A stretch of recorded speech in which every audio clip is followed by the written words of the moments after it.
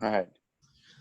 All right, hey everybody. I know that during the sales meeting today, I was able to provide a fairly definitive answer about our VA home buyers being able to pay their portion of the escrow fee versus the seller or the agent paying it for them. And of course, we know that that is possible. But I wanted to bring Stephen DeLuca into this conversation because the guy's closed, I don't know, like 100 more VA loans than me, and I thought he's well qualified to tell you not only that we can do that, but why we can do that. So, Stephen, first of all, tell us, where does this misconception come from that, the sellers are going to have to pay extra costs when they deal with a VA loan? Hey guys, glad to be here with you, and hopefully you guys find this helpful. So let me first start with what VA actually states is the rule. So for us as lenders, we have a chart that comes directly from the VA, which lists all the fees that are allowable and unallowable. And there is a section, and it's like a 4-page document, and each lender has their own version, but it all comes from the VA. So in the list of fees are a set of fees that fall under the category that are not allowed to exceed 1%. So this is commonly referred to as the origination charges. So for example, on our loans, we have a processing and underwriting fee. Well, we don't have them through the summer with the promotion that we're running, but our processing and underwriting fee total $1,295. So when working with Priority, that is the sum total of our origination charges. And so what VA says is that the fees that fall under this origination bucket cannot exceed 1%. The reason I'm bringing this up is that the escrow or settlement fee falls under the category of fees that cannot exceed 1%. So this becomes an issue for you guys as agents if you're working with a lender and their fees exceed 1%. At that point, then the settlement fee would be considered an unallowable because the total fees in that set exceed the 1%. So the aggregate total of fees has to be less than 1% of the purchase price, or else somebody besides the buyer is going to end up paying them. Am I correct? Is that correctly?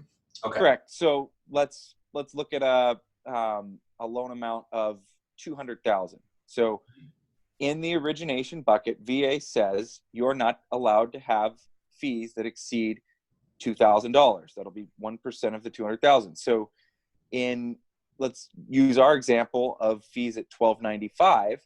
That means we still have $705 available before we get into trouble of exceeding that 1%. So, if you're purchasing a $200,000 house, that would be the most expensive closing attorney in Spokane if you had a $705 escrow fee. So wouldn't run into any issues. So yeah, that's how that works. And on when you get into bigger loan amounts, especially with us, we don't even run into issues with this. And so I'll make a point here that for you guys as agents,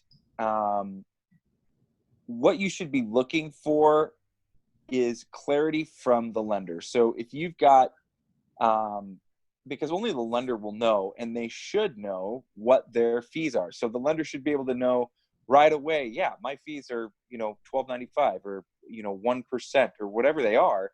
Mm-hmm. They should be able to tell you if you're going to run into any issues. So if you've got a couple offers and the VA offer is, standing at the top of the stack, and you're wondering whether or not your seller is going to have to pay that escrow fee, that's a phone call. Pick up the call. The lender should be able, with confidence, to tell you whether or not your client is going to have to pick up the bill for that escrow fee.